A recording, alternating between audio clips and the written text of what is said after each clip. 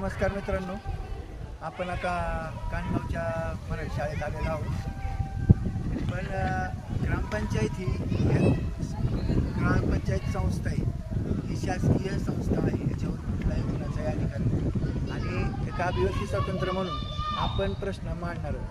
आता 2021-22 रोजी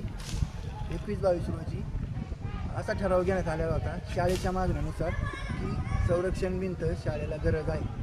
पण ग्रामपंचायतीने यावर ठराव घेतला व 6.5 लाख रुपये मंजूर केले व या ठिकाणी भिंत बांधायची ठरलं होतं. पण या इथं भिंत बांधण्यात आली नाही. केवळ आणि केवळ राजकीय दृष्टिकोनातूनच इथली भिंत ही चोरी गेली आहे असं माझं स्पष्ट म्हणणं आहे. पण जिथं गरजच होती तिथं भिंत होणं गरजेचं होतं. आज बघा इथं घुसमळून पडली. आज ही आरोग्याची आहे किती गहाण आहे आणि या ठिकाणी गुरं येऊन बसतात. संरक्षण भिंतची नक्की गरज कोणाला आहे हा प्रश्न इथं निर्माण होतो. तरी याकडे ग्रामपंचायतीने लवकरात लवकर या भिंतीचा पाठपुरावा करून लवकर भिंत बांधण्यात यावी.